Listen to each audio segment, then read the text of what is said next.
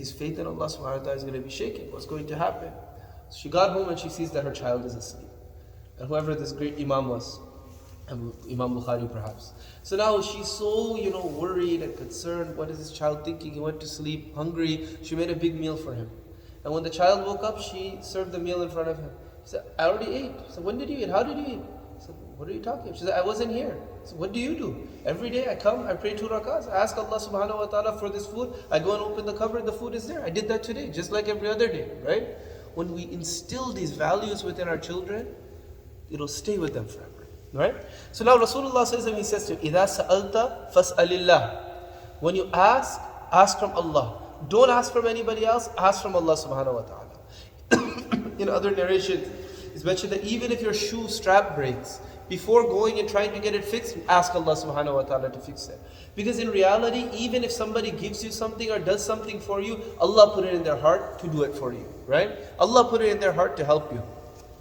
Shaykh Yunus rahmatullahi alayhi, the great scholar of hadith that passed away a few years ago, right? Shaykh Yunus rahmatullahi alayhi, he used to say that, look, when you do something, do it for Allah. Because if you do something for someone else, what's going to happen?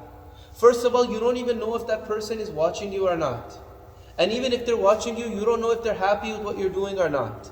And even if they're happy with what you're doing, you don't know if they're going to give you something or not. And even if they give you something, it'll be something that's temporary. How long is it going to last you? But whenever you do something, you know Allah is watching you. And if it's the right thing, you know Allah will be happy with you. And Allah will give you something, and that thing will always last you. So when you do something, you ask Allah, Allah subhanahu wa ta'ala. Teach our children. Anytime in their life, for little things, big things, teach them, make dua to Allah subhanahu wa ta'ala. If you teach them from a young age, inshallah, they'll always do it, right? Now, after that, Rasulullah sallallahu alaihi wasallam, he says that وَإِذَا اسْتَعَنْتَ فَاسْتَعِنْ بِاللَّهِ, that when you seek assistance,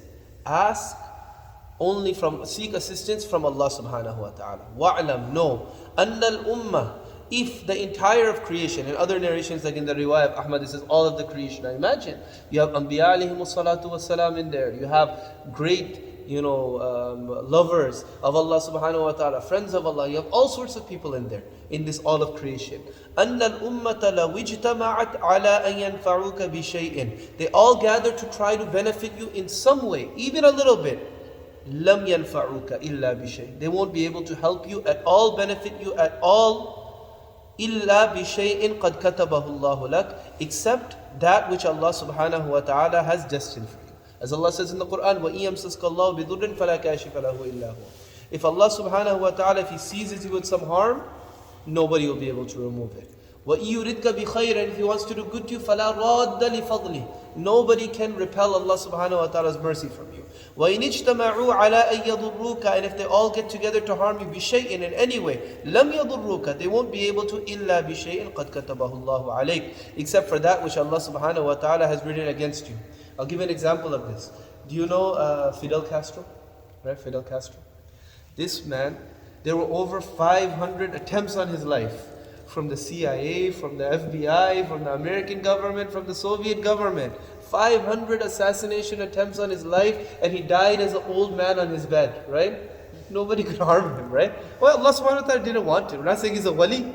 We're saying that the big forces of the world tried to harm this man, but Allah subhanahu wa ta'ala didn't want it, so he lived. And you have other people, great people, pious people. People want to hurt them. Allah subhanahu wa ta'ala, He allows it to happen. Okay?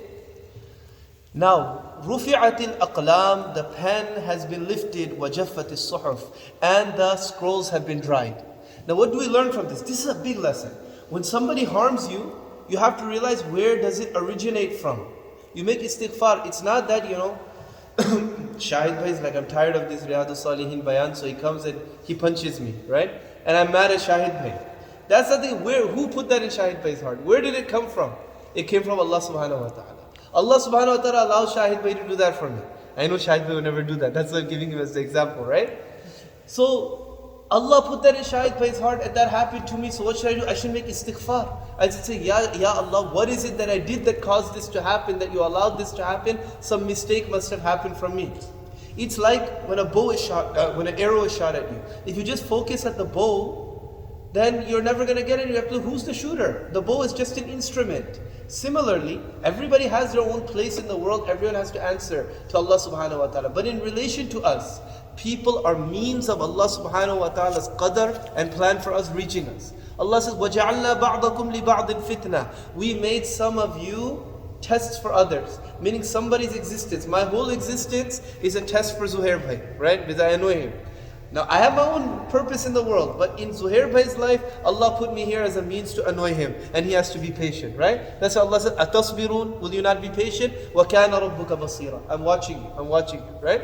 So Allah subhanahu wa ta'ala, He has made people a means of His qadr being carried out. So when we realize, when we're focused on everything being a means, then after adopting the means, we can be calm. We won't focus on anything else, because whatever Allah subhanahu wa ta'ala wanted to happen, it happened, right? That's why Rasulullah sallallahu alayhi wasallam, he says that, look, the pen has been lifted and everything has been dried. Meaning that the scrolls have been dried. That whatever has happened, Allah subhanahu wa ta'ala wanted to happen. That will save us from retroactively saying, if this happened, if only I had done this, why did I choose this plan? You don't have regret afterwards, because you know that which Allah subhanahu wa ta'ala has destined, it's happened. Now until taqdeer becomes apparent, you have to take plans, right? Our plans are part of taqdeer as well. Until Allah subhanahu wa ta'ala's will becomes apparent, you go ahead and you take a plan. But after what Allah subhanahu wa ta'ala wants, after it's manifested, after it's become clear, then you don't cry over it, right? Like, I'll give an example. Many people here, they have come and they've been very upset, right? That a family member of theirs, could be a parent, could be a relative, they passed away. And this person or that person, they were the one that had to make the choice. Okay, we'll get this surgery done or we won't get this surgery done. We'll take them off the ventilator, we'll put them on the ventilator, for example. And then years after the fact, 1 year, 2 years later, the person is blaming themselves. I made this choice, it was my fault. No, it wasn't. You used the best information in front of you. Allah subhanahu wa ta'ala destined that person would die. And you went ahead and you did whatever you could with the best, intention. Allah will reward you for that.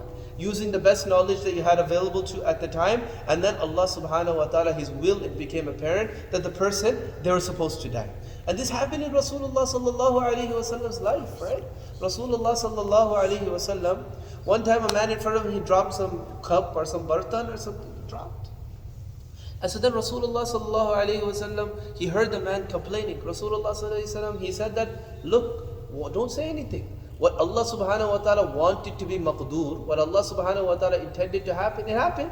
If He wanted something else to happen, it would have happened, but it didn't. Now Allah's will has become apparent. There's no need to say anything else. So now after things happen, don't regret it. That will solve so many problems. You say, this is what Allah subhanahu wa ta'ala wanted to happen. Now what can I do, right? We can't fix the past. Look at the future.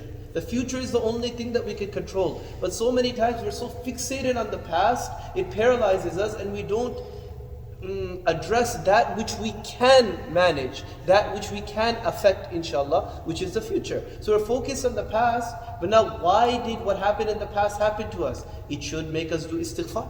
It should make us thank Allah subhanahu wa ta'ala. It should make us bring a change in our life. But if we're just fixated on that, we'll just be paralyzed. We won't move and we'll be going deeper and deeper into depression, deeper and deeper into sin. What we need to do is we need to look forward. So that's why the Sharia has made it necessary for us to believe in taqdeer. It's part of our deen, right? We don't put too much stock in our plans. You plan, and then if whatever happens, we realize that our plan was a means of Allah subhanahu wa ta'ala's will manifesting. Allah wanted something good to happen to me, so it's not that my plan was the thing that made everything happen. Like Qarun said, إِنَّمَا أُتِيتُهُ عَلَىٰ عِلْمٍ عِنْدِي. It's because of me that all this happened. No. Your plan was a means of Allah giving you what He destined for you. Or you made a plan, it didn't work out, and that was a means of Allah subhanahu wa ta'ala testing you. So what do we have to do? Again, we have to always turn to Allah. When somebody hurts us, don't worry about going after them and reacting to them. Say, why did Allah allow this to happen to me? Now let me make dua. Of course, try to defend yourself. They might try to hurt you again. Defend yourself. But don't worry about the individual themselves. worry about why did Allah subhanahu wa ta'ala, why did He allow this to happen to me? Let me make istighfar, let me improve my condition with Allah subhanahu wa ta'ala. And then in another narration, I'm just going to read it and translate it. وَفِي رِوَايَةٍ غَيْرِ التِّرْمِذِي. So Imam Tirmidhi, he narrated this hadith. He said it's Hasan Sahih. Rasulullah said, احفظ الله, guard Allah, تجده أمامك, you'll find Him in front of you. تعرف إلى الله في الرخاء. Okay? Make yourself known to Allah subhanahu wa ta'ala in times of good, by praying, by making dua, by giving. Right? Don't be a stranger at that time. Do good things. Allah knows you, but stand out in your goodness. In times of ease, يَعْرِفْكَ فِي الشِّدَّةِ. Allah subhanahu wa ta'ala will recognize you in hard times. He'll take care of you in hard times. So in good times, remember Allah. In bad times, Allah will remember you. وَاعْلَمْ أَنَّمَا أَخْطَأَكَ لَمْ يَكُنْ لِيُصِيبَكَ. Remember, whatever missed you, it would have never hit you. That job that you wanted that would have solved all of your problems that you didn't get, you would have never gotten it. It missed you because Allah wanted it to miss you. وَمَا أَصَابَكَ لَمْ يَكُنْ لِيُخْطِئَكَ. And whatever strikes you, it wouldn't have missed you, good or bad. No matter what you did, you would have gotten in that car crash that day. Because Allah subhanahu wa ta'ala, He wanted it. No matter what decision you made, your relative would have passed away, because that's what Allah subhanahu wa ta'ala wanted.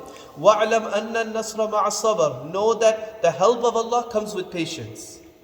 And وَأَنَّ الْفَرَجَ مَعَ الْكَرْبِ. And openings, they come at times of severe affliction.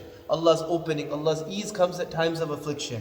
وَأَنَّ مَعَ الْعُسْرِ يُسْرًا. And with hardship comes ease. With hardship comes ease. Because at times like this where you have nowhere to go, you cut yourself off from all the creation. You say, nobody could help me. And you join, you fix your relationship with Allah, you connect yourself with Allah, and then Allah subhanahu wa ta'ala, His help descends, the openings descend, the mercy of Allah subhanahu wa ta'ala comes, the ease comes. So may Allah subhanahu wa ta'ala us to internalize this and pass this on to our children. Like this, the words Rasulullah sallallahu alaihi wasallam used were so simple, but the implications of them are so deep that if we instill this in our 5, 6, 7, 8, 10-year-old children, in our teenagers, now imagine how they'll live life. When tests come, imagine how they'll be. They'll be able to take it. Allah subhanahu wa ta'ala wanted this for me. May Allah allow us to realize the oceans of the words that Rasulullah sallallahu alaihi wasallam has given us, the value of the pearls within them. Wa akhiru da'wana, alhamdulillah.